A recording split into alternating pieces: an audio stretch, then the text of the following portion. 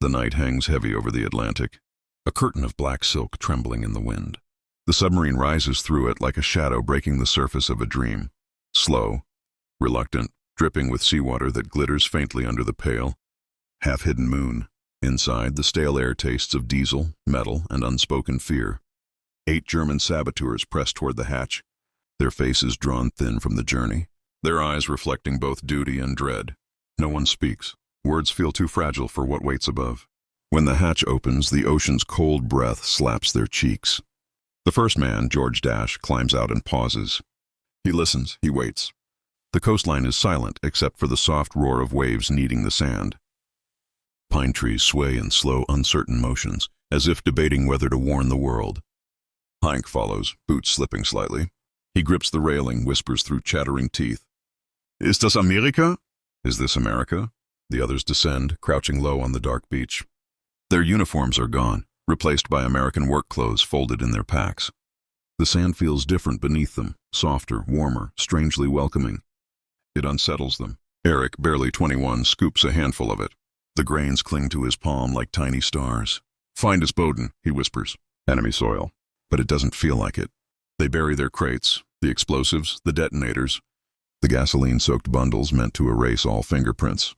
They move with the rigid precision drilled into them in German forests. Yet their eyes keep drifting toward the faint glow of distant houses. Warm lights in soft colors, nothing like the harsh propaganda posters they memorized. A dog barks far away. A train horn hums through the night. A breeze carries the smell of pine and something sweet. Fresh bread, maybe. The men freeze, startled by the simple humanity of it. Carl murmurs, barely audible. So ruhig. So alive. So quiet. So alive. And though none admit it, one thought pierces them all.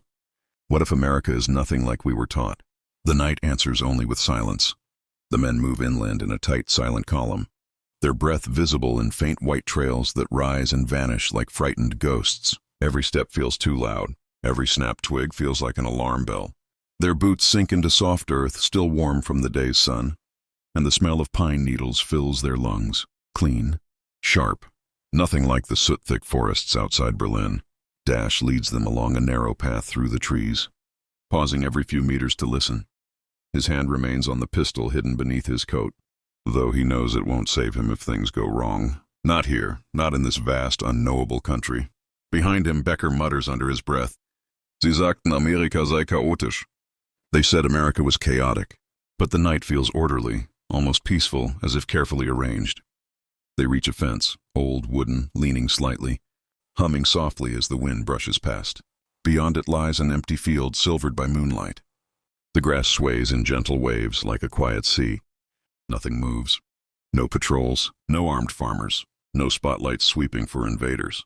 Hank stares across it, confusion creeping into his voice. Warum bewacht niemand dieses Land? Why does no one guard this land? Because they didn't expect danger, Dash thinks. Because they feel safe in their bigness. But he says nothing. As they cross the field, a distant hum breaks the silence, soft at first, then clearer. The men freeze. A truck? A patrol? American soldiers. But it's only a distant highway. Cars rushing somewhere with a calm, steady rhythm. Not in panic, not in war fear, just life continuing. Erich whispers, Sie fahren, als gäbe es keinen Krieg. They drive as if there is no war. The statement hangs heavy. They all feel it, that strange, unsettling normalcy. The agents move again, faster now, letting the highway guide them. Lights glow faintly in the distance. Gas stations, diners, houses. Civilization untouched. Windows lit with a warm golden glow that spills onto porches and picket fences. Becker exhales slowly, barely audible. Deutschland brennt. Und hier lebt man einfach weiter. Germany burns. And here people simply continue living. For the first time, their mission feels smaller than the world around them. By the time the first shadows of an American town rise ahead, gas, station signs flickering, telephone poles humming softly, the men are exhausted. Their legs ache, their throats burn, sweat chills against their spines despite the night air. But they keep walking. They must reach the train. They must disappear into America.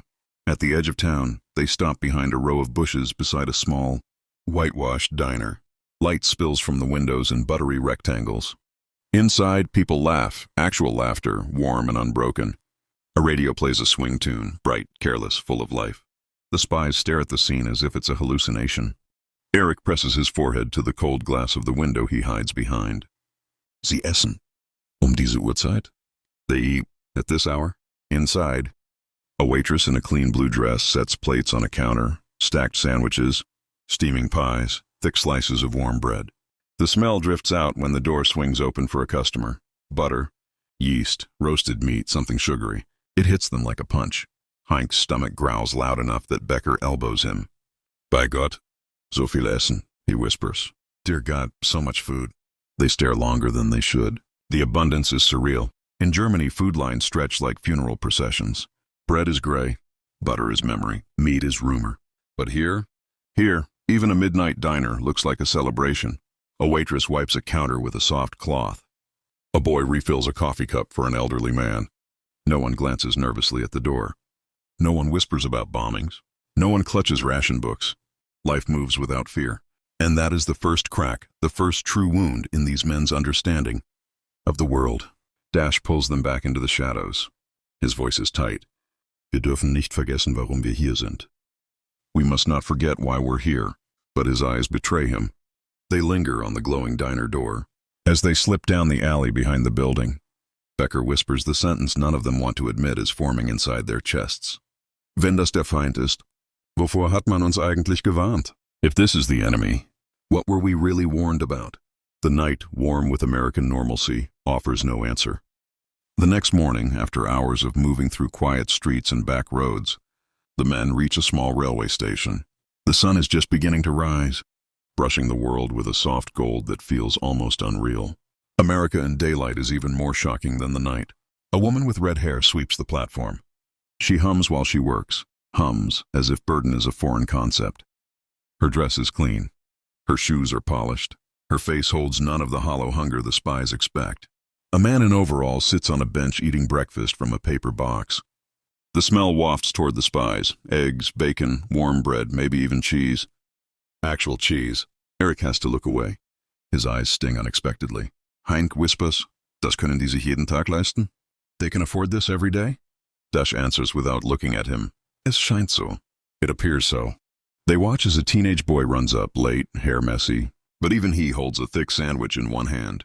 He bites into it without hesitation, without guilt, without the desperate protectiveness that Germans now reserve for every scrap. Becker's jaw tightens. He remembers his mother slicing a single potato for 3 people. He remembers his sister, licking the last smear of margarine from a tin and crying because she didn't mean to. He remembers the smell of burned bread, crusts, ration leftovers toasted until they tasted like charcoal. Here a dog wanders near a trash bin, tail wagging. The man eating breakfast tosses a piece of bacon to it. For a moment, none of the spies breathe. The dog is eating meat. Something inside Carl breaks. He mutters, voice shaking. Wir hungern, und hier füttern sie Hunde mit Fleisch. We starve, and here they feed meat to dogs. It's not envy. It's not anger. It's the weight of a realization pressing down on all of them. Germany isn't losing the war because of poor luck or fate. Germany is losing because it stands against a world that can feed its dogs with what German families dream of, and for the first time they feel something terrifying. Doubt. The train arrives with a low, steady rumble. Nothing like the shrieking metal monsters of wartime Berlin. This one glides in smoothly. Its windows gleaming, its paint unchipped, its whistle sounding more like a gentle call than a warning. The spies keep their heads down as they board. They expect suspicion, glares, questions, anything.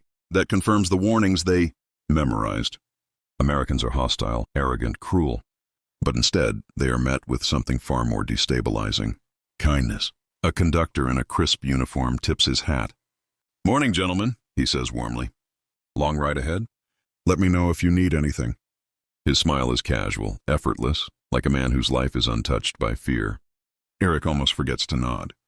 He feels heat rush up his neck. This feels wrong. It feels like a trap made of politeness. They take their seats, rigid, pretending to be locals. Outside the window, the landscape rolls open like a painted tapestry.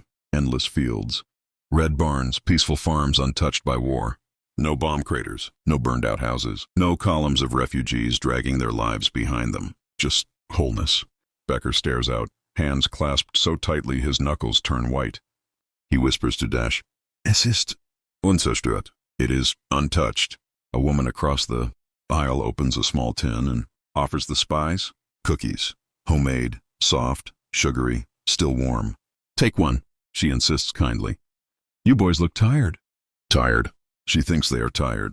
Not enemies, not invaders, not saboteurs. Eric hesitates, then reaches out.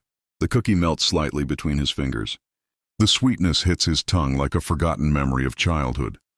Before shortages, before fear, before the world narrowed into survival. He closes his eyes. Inside him, something shatters.